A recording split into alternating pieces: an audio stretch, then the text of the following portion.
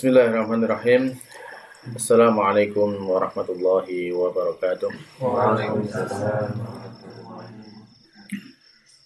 Alhamdulillahirabbil alamin wa bihi nasta'inu ala umuri dunya waddin. Wassalatu wassalamu ala asyrafil anbiya'i wal mursalin nabiyina Muhammadin wa ala alihi wa ashabihi ajmain. Wa man tabi'ahum bi ihsanin ila yaumil amma ba'd. Alhamdulillah, para jamaah sekalian yang dimuliakan Allah Subhanahu wa taala. Bersyukur kita kepada Allah Subhanahu wa taala di kesempatan malam hari ini. Kembali insyaallah kita akan melanjutkan pelajaran kita membaca kitab Bulughul Maram karya dari Al-Imam Al-Hafidz Ibnu Hajar Al-Asqalani rahimahullah taala. Yang mana insyaallah kita akan masih melanjutkan tentang pembahasan mengenai kitab jenazah, kitab jenazah. Dan pertemuan yang lalu sudah kita awali dari kitab ini, dan insya Allah di malam hari ini kita lanjutkan kepada pembahasan berikutnya dari kitab jenazah tersebut. Sebelum kita masuk, para jamaah sekalian yang dimuliakan Allah Subhanahu wa taala, bahwasanya kalau kita melihat pembahasan mengenai tentang jenazah seperti ini, ini sekali lagi ini menunjukkan tentang sempurnanya agama kita, itu agama Islam. Yang diurus bukan hanya orang yang hidup saja, akan tapi orang yang sudah meninggal pun tetap mendapat perhatian dalam agama kita. Bagaimana kita memperlakukan para jenazah tersebut. Nah, untuk itu marilah kita memohon kepada Allah Subhanahu wa taala agar diberikan ilmu yang manfaat untuk kita semuanya, khususnya terkait dengan ilmu-ilmu yang kita pelajari, dan mudah-mudahan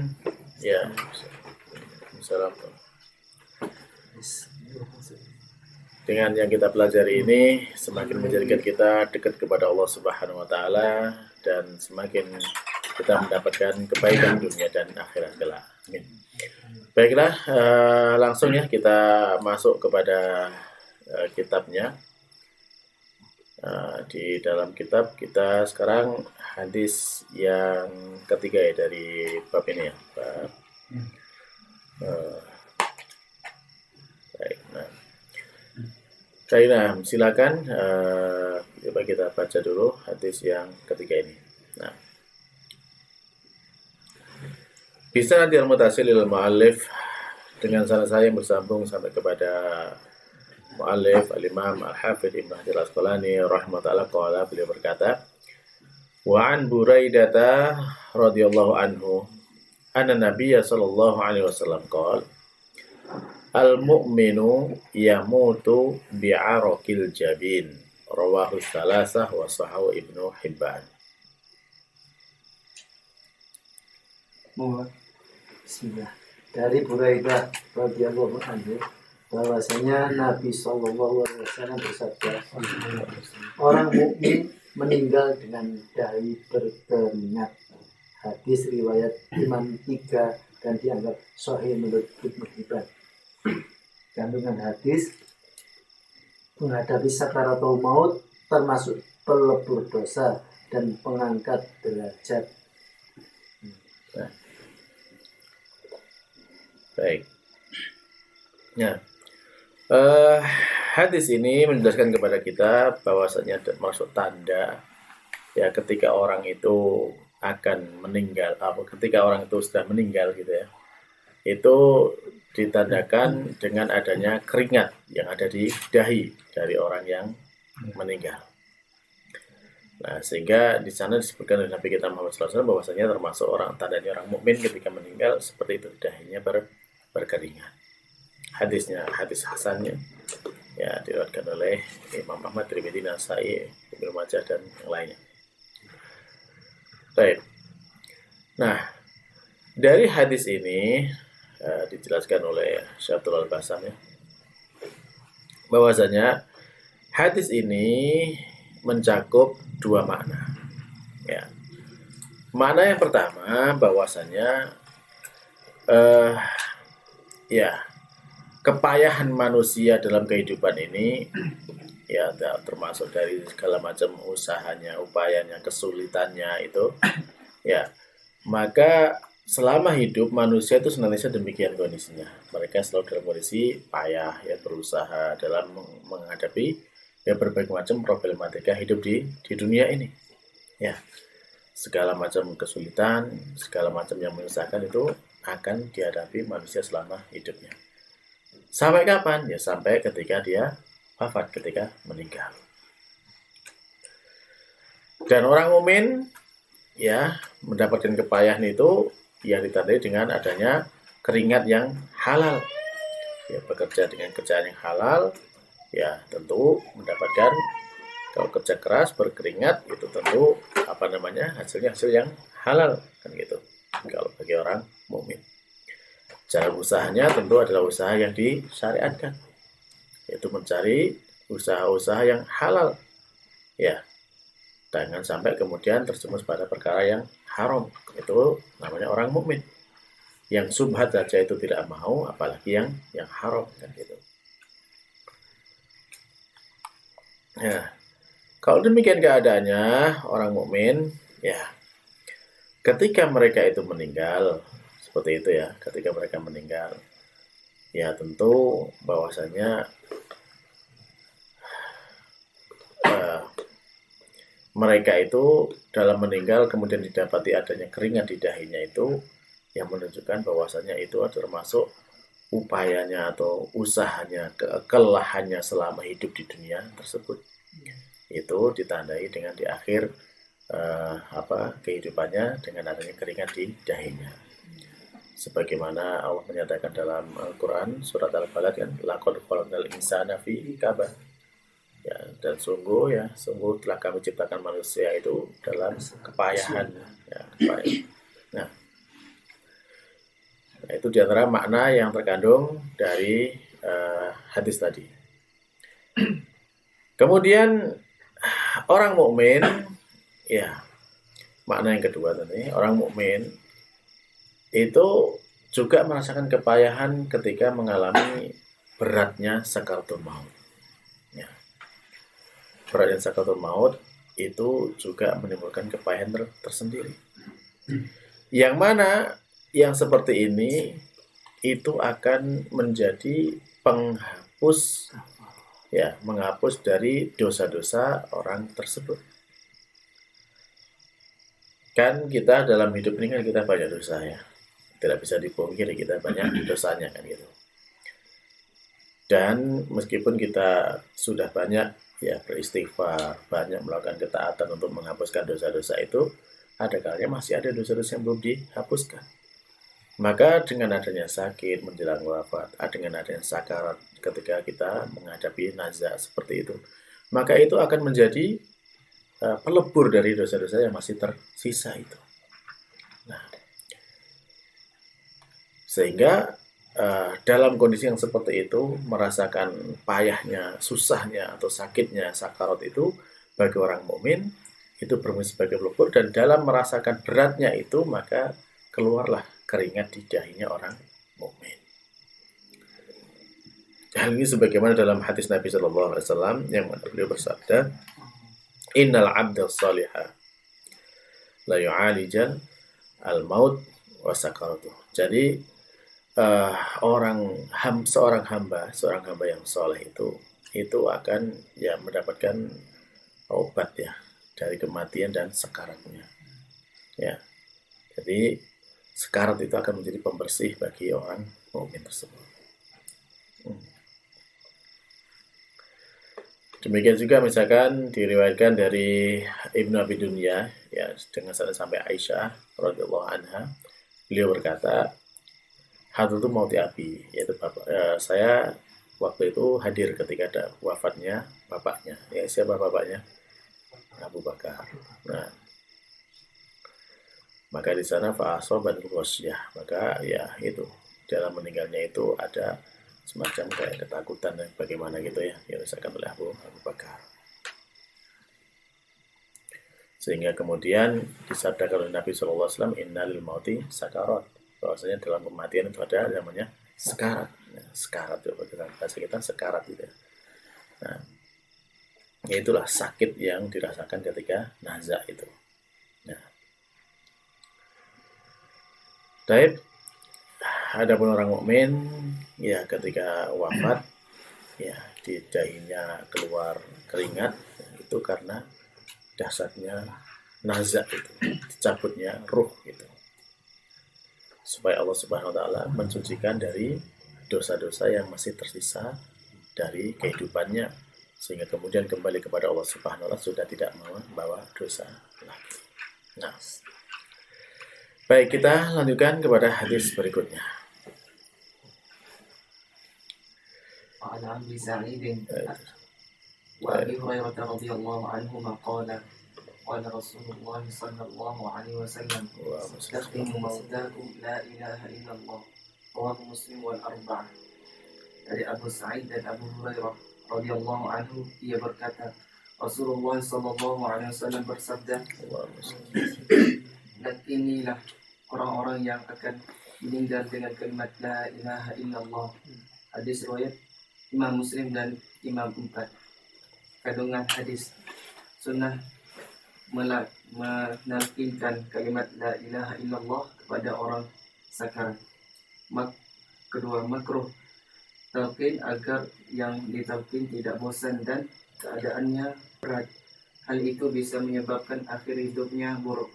3. Talqin kalimat thayyibah berlaku untuk muslim, sedangkan orang kafir ditawari untuk masuk Islam. 4. Wajib berbaik sangka kepada Allah Subhanahu wa taala atas rahmatnya. 5. Mukmin hidup antara raja, yaitu mengharap, dan khauf, takut, dan mati atas keduanya. 6. Orang sakarat sebaiknya dihadapkan ke kiblat. Baik. Ini hadis yang mungkin sudah sangat sering kita dengar ya, yaitu Nabi kita Muhammad SAW bersabda, ini lakinu mautakum la ilaha illallah. Talkinilah ya mauta, itu orang yang akan meninggal, orang yang akan mati dengan kalimat la ilaha illallah. Nah, hadis riwayat Imam Muslim dan imam yang 4, jadi hadis yang sahih. Dan alhamdulillah yang seperti ini juga sudah banyak diamalkan oleh umat Islam ya. Ketika mendapati ada yang menjelang wafat, maka ya ditalkinkan ya. Sehingga memang dari hadis ini ya kita dianjurkan untuk menalkin. Mengenalkin itu kan, talkin itu kita mengajari supaya diikuti kan itu. Talkin kan itu. Ya, kayak bahasa kita semacam kayak mendikte lah gitu ya, supaya diikuti ya. Yang harapannya apa dengan talqin ini? Harapannya adalah ketika kita nanti mendapati orang yang akan meninggal itu, kalimat terakhir itu yang dia ucapkan adalah la ilaha illallah. Sebelum dia wafat, dia sempat mengucapkan kalimat la ilaha illallah. Mengapa demikian? Ya karena Nabi kita Muhammad SAW bersabda, man kana akhiru qawlihi la ilaha illallah dakhalal jannah. Maka barang siapa yang kalimat terakhirnya, ucapan terakhirnya itu adalah la ilaha illallah, maka dia masuk surga. Ini yang kita harapkan. Sehingga dalam kondisi demikian, ya tentu kita berusaha mengajarkan kalimat la ilaha illallah kepada orang yang akan meninggal. Nah, dan yang seperti ini ya, bahwasanya menalkin itu termasuk ajaran Islam yang sudah disepakati lah gitu ya, bahwasanya semua juga akan melakukan yang demikian. Dan dianjurkan dalam talqin ini ya kita dengan lembut ya, mengajarkan dengan lembut. Kemudian ya kalau sudah kemudian si orang yang akan meninggal ini sudah mengucapkan kalimat la ilaha illallah, kita dianjurkan berhenti dulu. Ya tidak kita teruskan, tidak perlu diulang-ulang gitu kan. Ya, yang penting pokoknya sudah dia mengucapkan la ilaha illallah, sudah kita berhenti dulu. Tapi kalau kemudian ya, dia berbicara lagi dengan ucapan tempat yang lain, baik jelas maupun tidak jelas, ya kita ajar lagi untuk talqin lagi, la ilaha illallah. Yang kita harapkan kalimat terakhirnya adalah la ilaha illallah. Nah, sehingga tidak perlu ya dalam mentalkin ini terus dipaksa gitu kan, terus sudah mengucapkan la ilaha illallah masih talqin terus saya sampai ini, enggak harus seperti itu ya. Nah, ya. Di dalam kalimat la ilaha illallah memang itu kalimat yang sangat luar biasa ya, kalimat yang sangat agung yang membedakan antara orang muslim dengan orang kafir kan gitu. Kalimat ikhlas yaitu kita mengikhlaskan, menyatakan tidak ada sesembahan yang berhak disembah melainkan hanya Allah semata. Ya. Dengan kalimat ini kita bisa masuk Islam. Dengan kalimat ini kita bisa selamat dari neraka dan masuk ke dalam surga. Ya. Maka tentu kita sangat berharap bahwasanya kalimat ini benar-benar bisa kita amalkan dalam kehidupan kita. Supaya apa? Supaya nanti juga bermanfaat dalam kematian kita. Dan tentunya ya sangat mustahil ya baginya ketika orang-orang yang selama hidupnya tidak pernah mengamalkan kalimat la ilaha illallah kemudian di akhir hayatnya akan bisa mengucapkan seperti ini, yaitu suatu hal yang sangat ya mungkin belum pernah cerita gitu ya.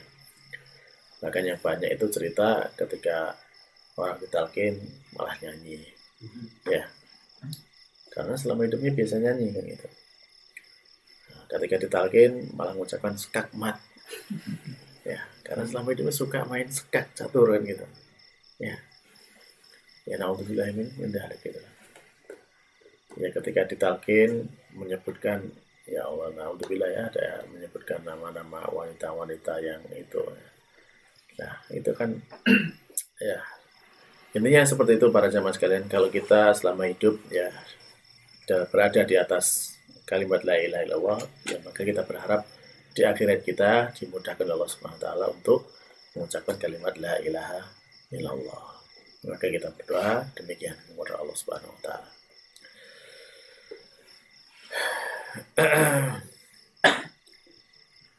Nah, tambahan faidah ya disampaikan oleh Al-Imam Ibnu Qayyim rahimahullah bahwasanya ketika ada bayi yang baru lahir itu kan dianjurkan untuk diadzani kan gitu. Demikian juga iqamatnya, adzan di telinga kanan, iqamat di telinga kiri. Maksudnya supaya apa? Supaya pertama kali kalimat yang didengar oleh si bayi itu adalah kalimat-kalimat tauhid dalam adzan tersebut ya. Kalimat takbir, kalimat tauhid ya. Nah, maka kemudian ketika baru pertama kali masuk ke dunia dia sudah mendapatkan kalimat-kalimat yang seperti ini, kalimat tauhid seperti itu, maka tentunya di akhir hayat sebelum meninggalkan dunia itu juga diharapkan kita juga bisa mengucapkan kalimat tersebut, kalimat tauhid tersebut kan gitu. Dan yang demikian inilah kemudian yang harus kita usahakan supaya apa? Supaya kita bisa mengalahkan setan. Karena setan pun sampai seorang mau meninggal itu juga akan digoda terus supaya dia terjerumus dalam kesesatan untuk bahkan kesyirikan. A'udzubillahi min dzalik. Nah, baik kita lanjutkan hadis berikutnya. Bisa nanti al-mutasilil mu'allif dengan selesai yang bersama sampai kepada mu'allif Al-Imam Ibnu Hajar Al-Asqalani rahimahullah qala wa an Ma'qil ibn Yasar radhiyallahu anhu anna Nabiy sallallahu alaihi wasallam qala Iqra'u ala mautakum Yasin rawahu Abu Dawud wa Nasa'i wa sahahu Ibnu Hibban. Dari Ma'il bin Yasar bahwasanya Nabi Shallallahu Alaihi Wasallam bersabda, bacakanlah kepada orang-orang yang akan meninggal surat Yasin. Hadis riwayat Abu Dawud dan Nasa'i, disahihkan oleh Ibnu Hibban. Kandungan hadis 1. Boleh membaca surat Yasin kepada orang sekarat, bukan orang mati, sebagaimana dikatakan Ibnu Hibban. Namun hadis ini tidak kuat. Ya, baik. Ya. Gimana? Dibahas ini? Baik. Nah, jangan kaget ya dengan pembahasannya. Baik. Nah, jadi pertama kalau kita melihat kepada hadisnya, ya ini kan itu Iqra'u ala mautakum Yasin, ya, bacakan terhadap orang yang akan meninggal dengan surat Yasin. Hadisnya ini hadis yang dhaif. Ya, diriwayatkan oleh Imam Ahmad, Abu Dawud, ya, Ibnu Abi Syaibah, Ibnu Majah, Hakim dan yang lain sebagainya. Nah, akan tetapi masih ada juga sebagian ulama yang lain yang mengatakan sahihnya hadis ini. Nah, di situ ada beda pendapat terkait dengan kedudukan hadis. Baik, maka sehingga di sini faedah yang bisa kita ambil bahwasanya sebagian ulama menganggap sahih hadis ini. Ya, sebagian ulama menganggap hadis ini sahih. Sebagian yang lain mengatakan hadisnya dhaif. Nah, maka dari sini makna yang terkandung dari hadis ini bagaimana? Ketika bagi ulama yang menyatakan sahih misalnya seperti itu, maka di antara makna yang terkandung dalam hadis ini, ya kemungkinan pertama bahwasanya yang dimaksud di sini adalah ketika menjelang kematian itu kita dianjurkan bagi yang hadir untuk membaca Yasin. Ya, ketika menjelang kematian bagi orang yang akan meninggal tersebut. Ya, karena memang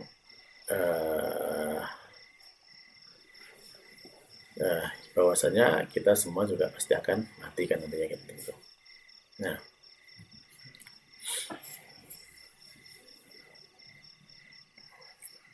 mengapa demikian? Dikatakan oleh Imam Ahmad ya bahwasanya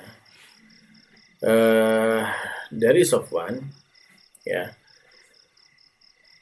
ketika itu dikatakan bahwasanya apabila dibacakan Yasin kepada orang yang akan mati itu akan diringankan kematiannya. Jadi matinya itu akan terasa lebih ringan bagi orang yang akan mati. Ya, ini juga disahihkan sanadnya oleh Ibnu Hajar. Nah, hal ini sebagaimana di dalam riwayat Rasulullah SAW. Beliau bersabda, "Ma min mayyitin yamut fayuqra indahu Yasin illa hawwanallahu alaihi." Ya. Tidaklah seseorang itu tidaklah ada seorang yang akan mati itu ya.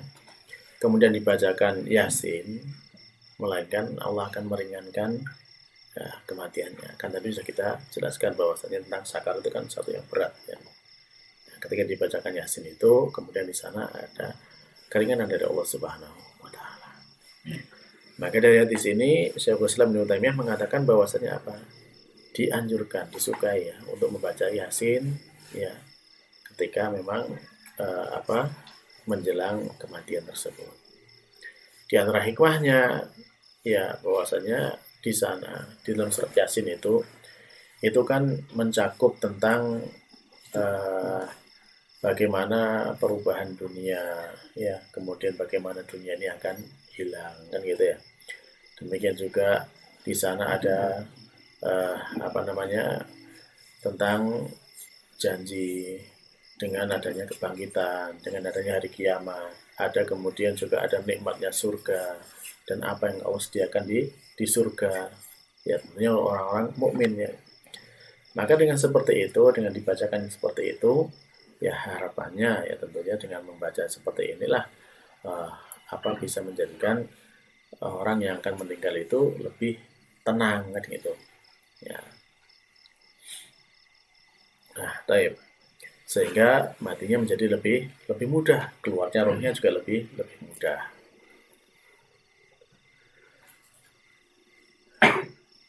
Adapun itu tadi kemungkinan yang pertama. Kemudian yang kedua, dari makna daripada hadis tadi bahwasanya yang dimaksud di sana ya yaitu ketika kita membacakan surat Yasin ini kepada orang yang sudah mati. Kalau tadi kan sebelum matinya kan. Nah, kemudian yang kedua dibacakan setelah kematiannya. Dengan harapan apa? Dengan harapan yaitu menghadiahkan pahala membacanya kepada orang yang sudah mati. Sering kan kita mendengar demikian. Nah, bagaimana dengan yang seperti ini menghadiahkan bacaan pahala bacaan Yasin ya, seperti itu kepada orang yang meninggal. maka di sana ada khilaf, perbedaan pendapat di antara para ulama. Ya.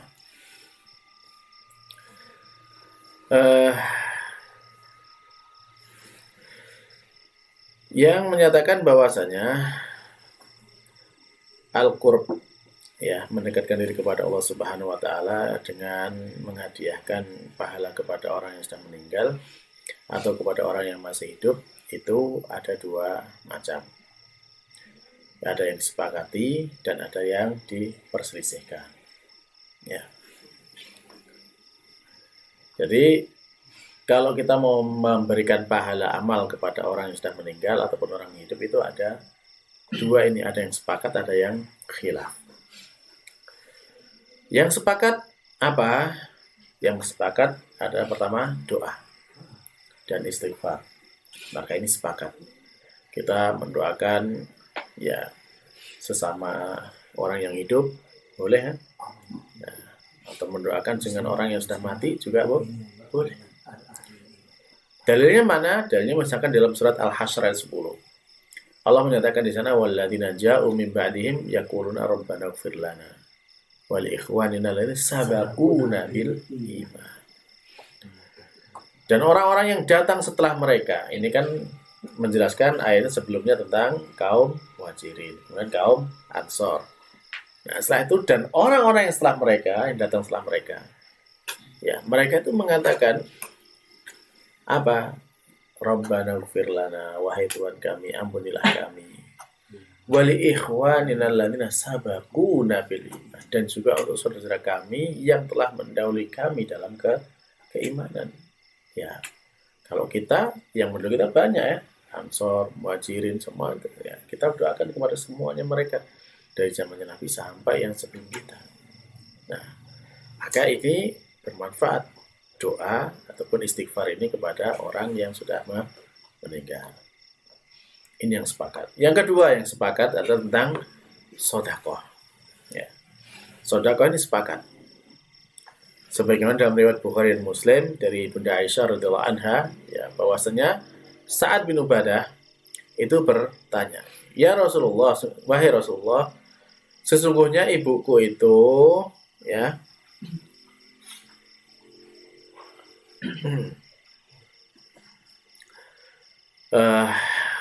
uftulinat nafsiha walam tusi falaha ajr in tasaddaqtu anha." Qala na'am. Jadi di sini Sa'ad bin Ubadah itu menyampaikan kepada Rasulullah bahwasanya ibunya itu sudah meninggal. Dan ibunya itu belum sempat berwasiat, kan gitu. Maka sahabat Sa'ad bin Ubadah tanya, apakah dia akan mendapatkan pahala kalau aku bersedekah atas namanya? Jadi sedekahnya untuk ibunya yang sudah meninggal. Maka jawaban Nabi adalah na'am, iya, dapat pahala. Jadi ini sepakat bahwasanya orang yang sedekah yang kita berikan atas nama orang yang meninggal itu sampai pahalanya. Ya. Itu yang kedua. Yang ketiga, yang sepakat juga, yaitu tentang haji dan umrah. Ibadah haji dan umrah itu sepakat bahwasanya ini boleh, ya, dilaksanakan untuk orang lain, baik yang sudah masih hidup ataupun yang sudah meninggal. Sebagaimana dalam riwayat Imam Bukhari, disebutkan di sana dari sahabat Ibnu Abbas, ya, ada seorang wanita, ya, kemudian dari Juhainah, ya, dari Juhainah dia berkata, wahai Rasulullah, sesungguhnya ibuku telah bernazar untuk beribadah haji, tetapi belum haji sudah meninggal. Apakah saya akan berhaji untuknya? Kata Nabi SAW, iya, hajilah untuk Naam, haji anha. Ya. Kata Nabi SAW, ya, iya, berhajilah untuk ibumu, kan gitu. Untuknya. Ara'aiti law kana ala ummika dainun. Ya. Akunti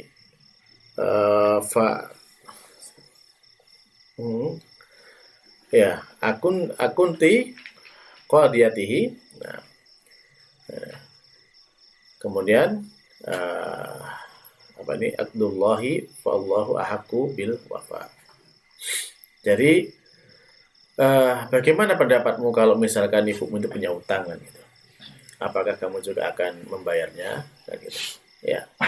Maka tentunya bahwasanya untuk membayar tentang kepada Allah Subhanahu wa taala, tanggungan kepada Allah Subhanahu wa taala itu lebih berhak untuk kita tunaikan. Nah, karena dia sudah bernazar bikin haji, ya maka kemudian itu sudah menjadi janji bagi Allah Subhanahu wa taala, maka itu yang harus ditunaikan. Ya. Nah, itu tadi apa? Sudah 3 ya. 3 amalan yang sepakat itu diterima.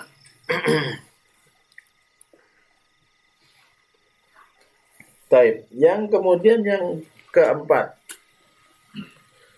Yang keempat yaitu ibadah puasa. Ibadah puasa ini diriwayatkan dalam Bukhari dan Muslim dari Bunda Aisyah ya. Bahwasanya Nabi sallallahu alaihi wasallam itu bersabda, "Man mata wa alaihi siyam, shoma anhu waliyuhu." Barang siapa yang meninggal dan dia masih punya tanggungan utang puasa, ya maka yang memuasakan adalah walinya. Ya, itu 4 itu termasuk yang sepakat bahwasanya itu pahalanya akan sampai kepada orang yang sudah meninggal. Ya. Nah, adapun yang lain bagaimana? Ya, maka yang lain itu ada khilaf. Syekhul Islam Ibnu Taimiyah mengatakan bahwasanya para imam dari umat Islam itu sepakat bahwasanya mayit itu bisa mendapatkan manfaat dari doa. Doa bisa bermanfaat untuk mayit. Ya. Dan apa yang dilakukan ya dari kebaikan.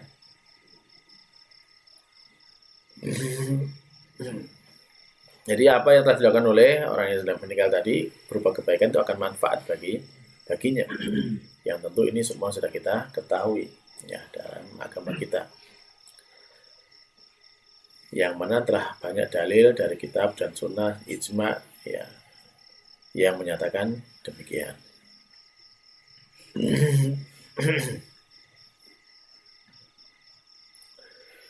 Baik. Terus kemudian yang menjadi khilaf tadi di antara amalan-amalan yang menjadi khilaf ya.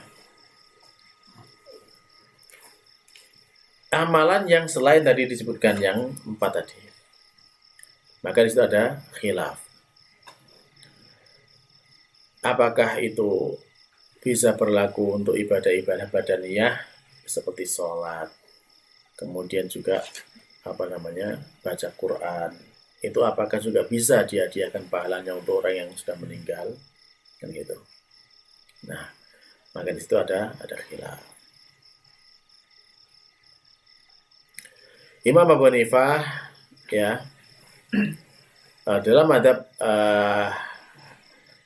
Hanafi dan juga madhab Hambali ya, dan juga di bagian akhir dari ulama-ulama madhab Syafi'i dan Maliki, bahwasanya pahalanya itu sampai kepada orang yang mati maupun orang yang hidup.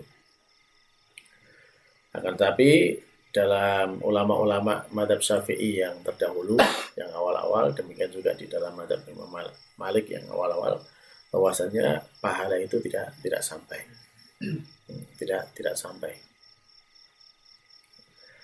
Nah, amal ibadah yang dilakukan oleh badan seperti sholat, baca Quran itu, ya itu hanya untuk yang mengerjakan saja, tidak bisa dihadiahkan kepada yang lainnya. Dalilnya ya yang menjadikan dalil sebagaimana firman Allah Subhanahu wa taala, wa alaisa lil insani illa ma sa'a. Bahwasanya tidak adalah bagi manusia itu kecuali apa yang dia usahakan. Al-Imam Ibnu Katsir dalam tafsirnya mengatakan bahwasanya ya Sebagaimana seseorang itu tidak menanggung dosa atas perbuatan orang lain, kan gitu. Maka demikian juga dia tidak bisa mendapatkan pahala dari apa yang telah diamalkan oleh orang lain. Dari ayat ini pula kemudian Imam Syafi'i itu menyatakan bahwasannya ya bacaan Al-Quran itu tidak sampai pahalanya untuk dihadiahkan kepada orang yang sudah mati, karena bukan termasuk amal perbuatan yang dilakukan oleh orang yang mati itu, kan itu, dan juga bukan dari usaha yang dia lakukan. Nah, ini dalam pendapat Imam Syafi'i. Jadi jelas Imam Syafi'i menyatakan bacaan Quran tidak sampai kepada orang yang mati. Demikian juga di dalam hadis riwayat Imam Muslim ya, ketika seorang itu meninggal kan terputus amalnya kecuali dari 3 perkara, kan gitu, yaitu anak yang soleh mendoakan orang tuanya, kemudian sedekah jariah atau ilmu yang bermanfaat. Nah, kalau 3 amal ini jelas sepakat bahwasanya itu akan bermanfaat bagi orang yang mati, dan bacaan Al-Quran tidak termasuk di sini. Gitu. Maka kalau kita memperhatikan ketiga amalan tadi, ya ketiga amalan itu, secara hakikatnya memang itu termasuk upaya dari orang yang sudah meninggal tersebut, ya, dari anak yang soleh, ya usahanya dia kan gitu untuk menghasilkan anak yang soleh. Kemudian sedekah jariah, ya dari amalnya dia sendiri bersedekah sehingga pahalanya terus mengalir sampai kepadanya meskipun dia sudah meninggal.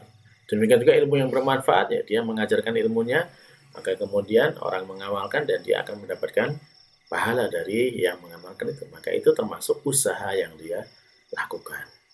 Nah, sehingga kalau kemudian orang lain baca Quran, ya kemudian dikirimkan pahalanya seperti itu, nah maka itu kata pendapat yang menyatakan seperti ini ya nggak nyampe, karena bukan termasuk usaha dari orang yang dia bukan termasuk usaha dari orang yang sudah meninggal.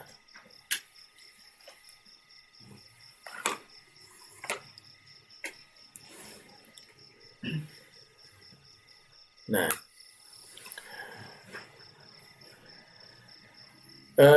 termasuk juga bahwasannya ketika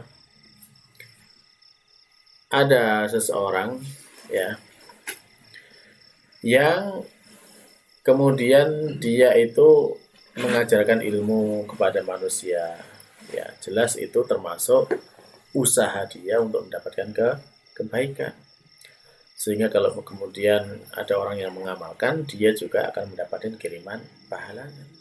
Sebagaimana dalam hadis riwayat Imam Muslim, ya di sana Rasul bersabda, man da'a ila huda, barang siapa yang mengajak kepada petunjuk, kepada hidayah, kana lahu minal ajri mislu ujuri man tabi'ahu, maka dia akan mendapatkan pahala seperti orang yang mengikutinya, ya min ghairi ayang kusa min ujurihim syai'a, tanpa mengurangi pahala mereka sedikit pun. Nah,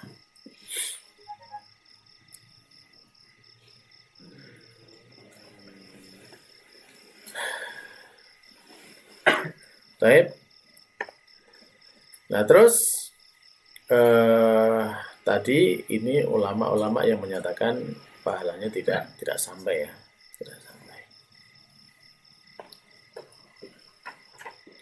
Nah, bagaimana dengan pendapat ulama yang menyatakan bahwasanya pahala itu sampai?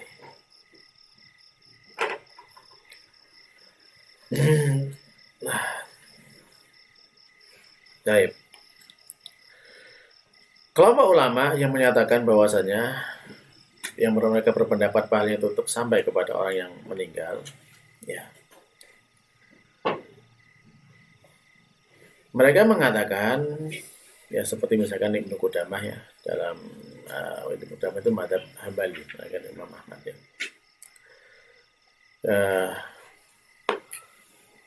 Beliau mengatakan bahwasanya hadis-hadis itu, kata beliau, adalah hadis yang sahih, kan gitu. Di sana ada dalil tentang adanya manfaat bagi mayit dengan segala macam model ibadah tadi yang kita sebutkan 4 macam yang sepakat tadi gitu. Itu semua hadisnya kan sahih kan gitu. Nah, dan kalau tadi yang pendapat ulama yang menyatakan tidak sampai kan untuk amal-amal yang badan, sifatnya badan seperti sholat, baca Quran kan tidak sampai kan gitu. Adapun yang sampai itu adalah yang ada faktor usaha dari yang mengamalkannya kan gitu. Nah, maka menurut pendapat yang kedua, ulama yang menyatakan sampai ini bahwa mereka beranggapan bahwasanya puasa, doa, istighfar itu juga amalan badan gitu, ibadah badan. Ya. Dan ini jelas pahalanya sampai kan gitu, manfaatnya sampai kepada orang yang sudah meninggal. Dalam hadis yang sahih tadi yang kita sebutkan. Nah, dari situlah kemudian mereka berpendapat bahwasanya ya segala macam bentuk kita beribadah kepada Allah Subhanahu wa taala, baik doa, istighfar, sholat, puasa, haji, baca Quran dan yang lain sebagainya, ya, yang itu dilakukan oleh seorang muslim dan kemudian pahalanya itu dihadiahkan kepada orang yang sudah meninggal, ya maka itu bisa bermanfaat ataupun kepada orang yang masih hidup tetap itu bisa bermanfaat. Nah, ini yang diambil pendapatnya dari ulama ini. Demikian juga Imam Ahmad mengatakan bahwasanya ya orang yang mati itu ya sampai kepadanya segala macam dari kebaikan berdasarkan nas-nas yang dalil-dalil yang sudah tadi disebutkan. Ya. Sehingga Imam Ibnu Qayyim pun mengatakan bahwasanya barang siapa yang puasa atau sholat atau bersedekah ya dan kemudian menjadikan pahalanya itu untuk yang selain dari dia, apakah dari orang yang sudah meninggal atau orang yang masih hidup, ini boleh gitu. Boleh kalau Imam Ibnu Qayyim. Nah. Dan pahala itu sampai kepada yang dikirimi itu. Nah. Akan tapi kalau misalkan orang yang beramal dengan sendirinya untuk dirinya sendiri, maka itu tentu lebih utama kan gitu.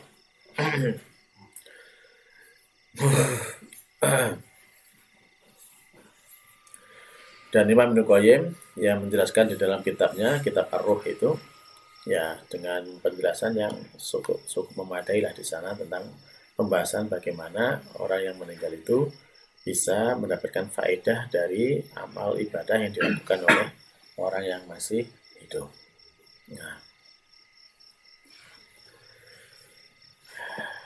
tadi disebutkan ada khilaf ya di antara para ulama tentang amal ibadah badan. Apakah itu bisa dikirimkan pahalanya ataukah tidak ya. Amal ibadah badan itu seperti puasa, sholat, baca Quran, zikir. Ya. Nah, kesimpulannya mazhab Imam Ahmad dan jumhur salaf itu menyatakan boleh sampai kan gitu. Mazhab Malik dan Syafi'i menyatakan tidak sampai. Ya.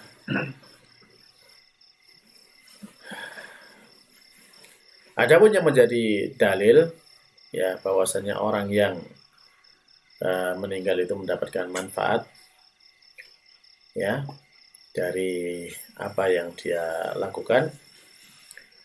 Ya, sebagian tadi sudah disebutkan ya, orang yang meninggal terputus pahalanya kecuali dari tiga pahala. Sedekah jariyah, anak yang soleh, ilmu yang manfaat. Hadis yang lain, ya barang siapa man sanna sunnatan hasanah, ya barang siapa yang memberikan contoh kepada sunnah yang baik, ya, yang mempelopori sunnah yang baik, maka dia akan mendapatkan falahu ajroha wa ajruman amila biha. Dia akan mendapatkan pahalanya dan juga pahala orang yang beramal dengan sunnah tersebut. Demikian juga sebaliknya, man sanna sunnatan sayyi'atan, siapa yang memberikan menjadi pelopor kepada keburukan, ya kana alaihi wizra wa ajruman amila biha min ba'di. Jadi akan mendapatkan dosanya dan dosa orang yang mengikutinya setelah dia. Hadis dari Imam Muslim. Nah, baik. Jadi kemudian mendapatkan manfaat ya dengan tanpa sebab ya itu juga telah ditetapkan dalam Al-Quran dan Sunnah setelah ijma, dan juga dalam kaidah-kaidah syar'i. Sebagaimana tadi kita sebutkan tentang ayat yang menyampaikan tentang doa, ya.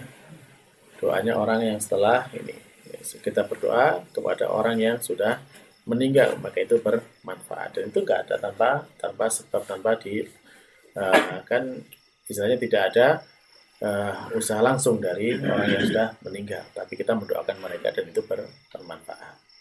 Nah,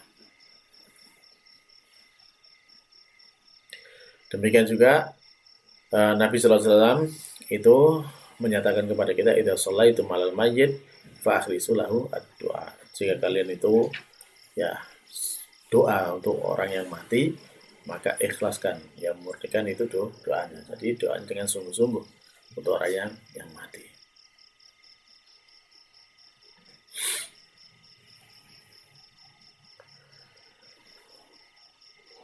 Demikian juga Nabi Muhammad SAW mengajarkan kepada kita kalau kita melewati kuburan dengan doanya bagaimana? Doa ketika ini. Assalamualaikum ya ala diyar minal mu'minin wal muslimin. Wa inna insyaallah bikum lah lahikun. Assalamualaikum walakumul afiyah. Nah, itu diajarkan di sana, ya ketika mendapati kuburan saja kita disuruh mendoakan orang yang sudah meninggal. Nah, maka dari situ doa untuk orang yang meninggal itu juga bermanfaat. Ya. Baik. Jadi demikian juga pahala sedekah itu kan sampai kan gitu ya. Pahala puasa sampai gitu. Nah. Terus pahala umroh dan haji juga sampai. Nah. Nah, baik, dalilnya sudah kita baca. Nah, maka di sini ya kalau kita perhatikan dalil-dalil itu kan sangat jelas ya bahwasanya di sana itu sampainya pahala ibadah-ibadah tersebut kepada orang yang mati. Jadi kalau orang yang hidup itu mengamalkan yang demikian, kemudian dikirimkan pahalanya kepada orang yang meninggal, itu sampai. Ya, maka sesuai dengan nas ya, baik Quran maupun hadis maupun qiyas ataupun kaidah syariah ya, bahwasanya pahala itu bisa sampai kepada orang yang mati. Nah,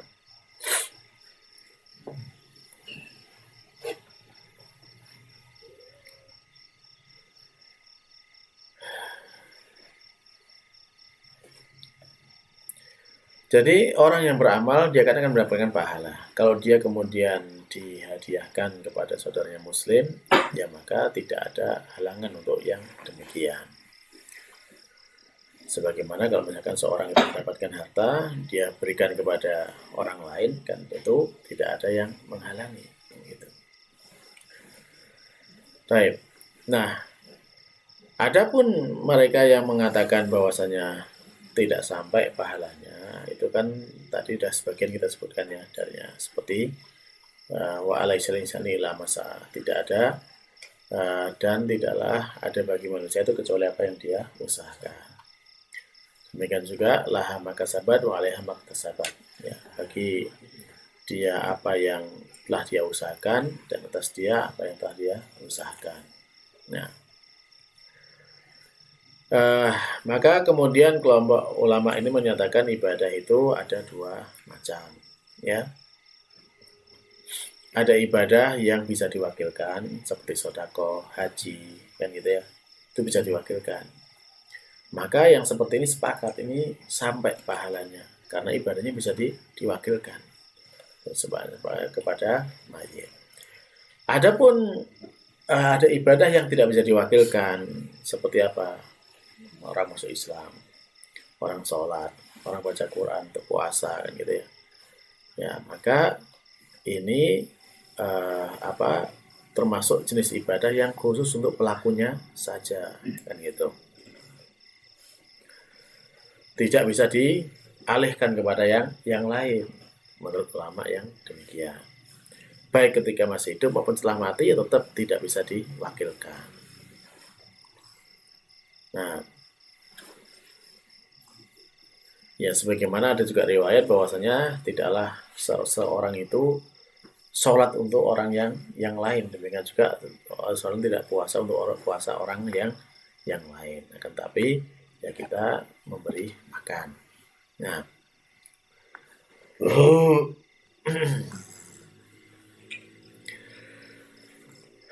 nah maka pendapat yang seperti ini dijawab oleh pendapat ulama yang menyatakan tetap sampai pahalanya. Bagaimana penjelasannya? Ya sebagaimana disampaikan oleh Imam Ibnu Qayyim ya. Bahwasanya apa yang telah disebutkan tadi dari dalil-dalil yang disebutkan oleh kelompok para ulama yang menyatakan tidak sampai itu pahalanya, yaitu tidak ada pertentangan gitu kata Ibnu Qayyim. Ya nggak ada pertentangan dengan apa yang disampaikan. Misalkan seperti wala taziru wizra ukhra kan gitu ya. Tidaklah seorang itu ya wala taziru waziratu wizra ukhra kan ya. Ya tidaklah seorang itu dibebani dengan perbuatan orang lain kan gitu. Tidak seorang itu menanggung beban dosa atas perbuatan orang lain atau wa'alai saling ila masa. Ya, dan juga tidaklah bagi seseorang itu kecuali apa yang telah dia usahakan ya. Ya, maka di sana ini menunjukkan adanya keadilan dari Allah Subhanahu wa taala. Yang mana Allah tidak akan menghukum seseorang dengan dosa orang yang lain kan gitu, dengan kesalahan orang lain. Ya. Dan seseorang itu tidak akan selamat kecuali dengan apa yang telah dia lakukan kan gitu. Nah, maka ini menunjukkan keadilan Allah Subhanahu wa taala.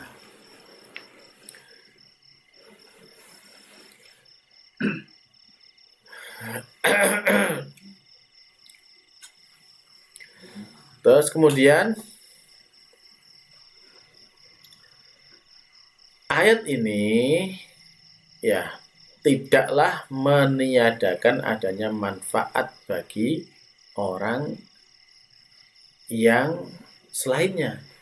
Ya, jadi kan tadi maksudnya kan ayatnya menyatakan bahwasanya wa alaisa lil insani ilama sa, dan tidak bagi seorang itu kecuali apa yang telah dia usahakan. Nah, yang seperti ini tidak meniadakan adanya manfaat bagi orang lain untuk yang memberikan kemanfaatan bagi orang tersebut.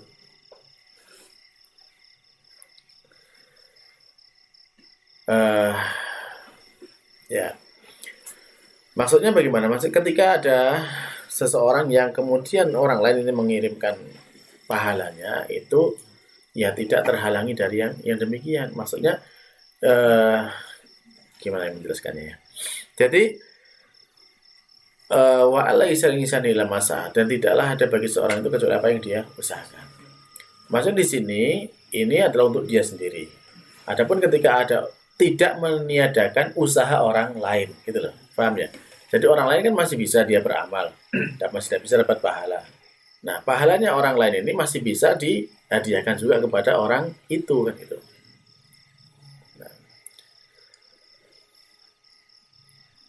Nah, sehingga orang lain yang berbuat itu ya pahalanya ya dia memiliki pahala kan gitu.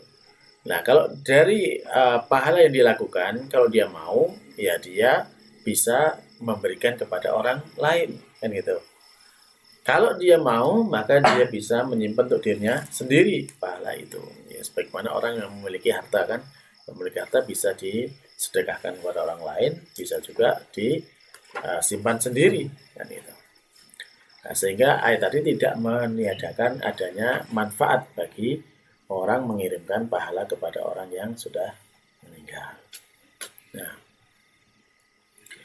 adapun kalau hadis yang tentang seorang yang ketika meninggal ya dia akan terputus amalnya kecuali dari 3 ya, maka menurut Ibnu Qayyim pendalilan seperti itu untuk menyatakan bahwasanya amal yang bisa manfaat untuk yang mati itu hanya karena yang memiliki usaha, ada usaha dari pelakunya, maka itu kata Imam Nawawi tidak bisa dijadikan dalil yang demikian ini.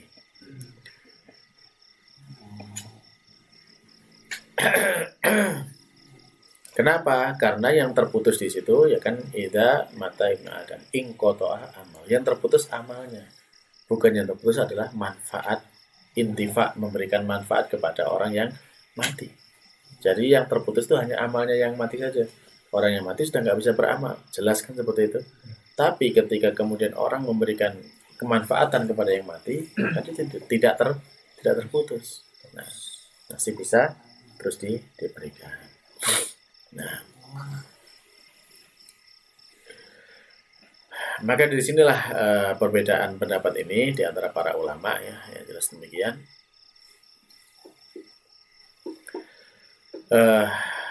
Maka intinya tadi di sana kita sudah mengetahui adanya perbedaan pendapat ini di kalangan para ulama.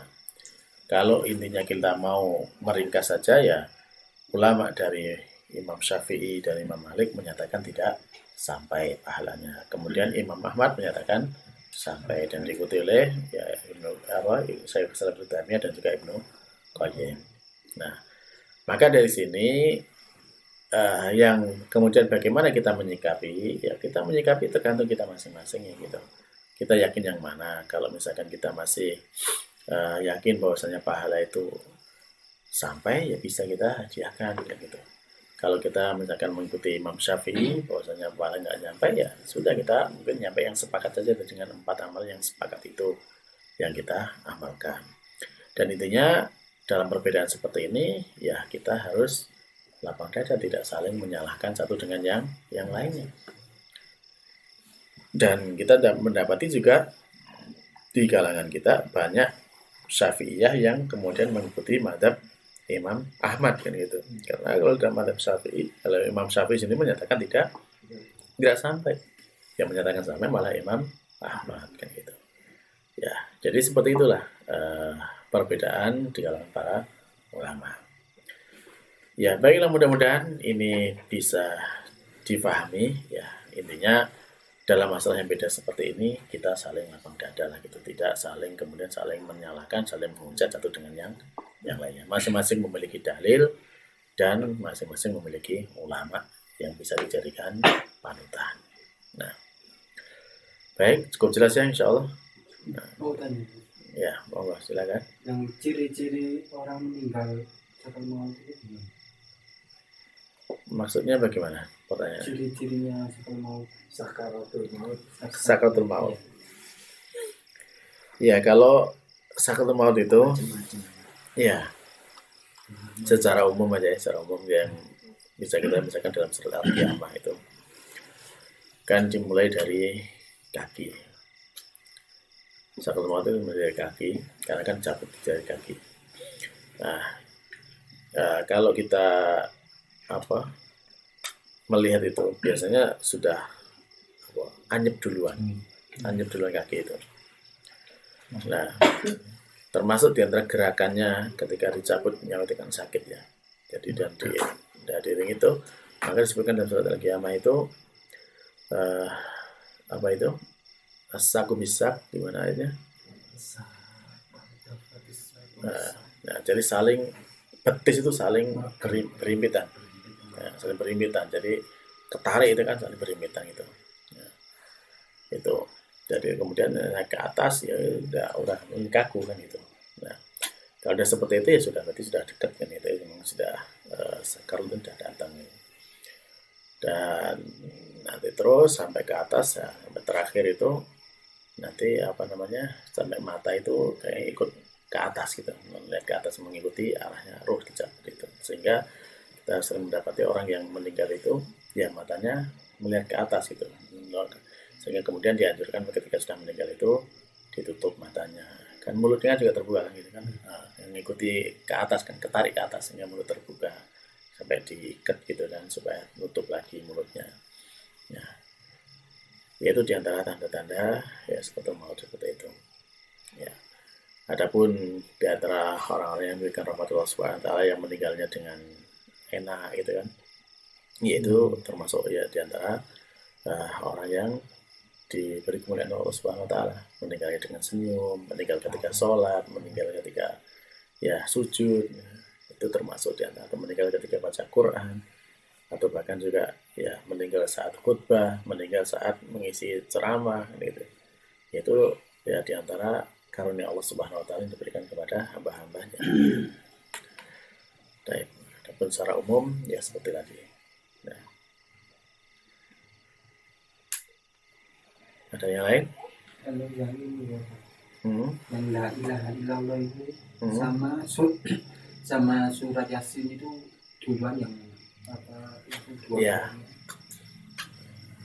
Itu kalau surah Yasin itu kan panjang ya. Surah Yasin itu panjang. Jadi ketika ya bisa dimulai ketika memang sudah kondisi kondisinya sudah misalkan sudah nggak diharapkan ya, misalkan sakit sudah koma atau sudah ini atau sakitnya sudah parah gitu kan. Nah, tidak ada harapan untuk sembuh kan gitu ya, sudah dibacakan Yasin aja, mudah-mudahan nanti jadi mudah lah untuk akhir hayatnya.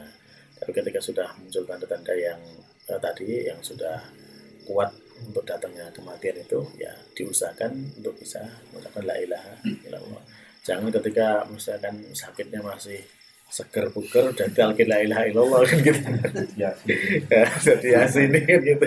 Kalau sakit misalkan ya sakit biasa aja dibacakan Yasin ini. Ya.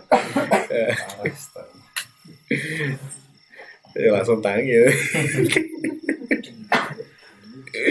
Nah, baik. Dari ibu-ibu mungkin ada yang masih belum jelas. Gimana ibu-ibu?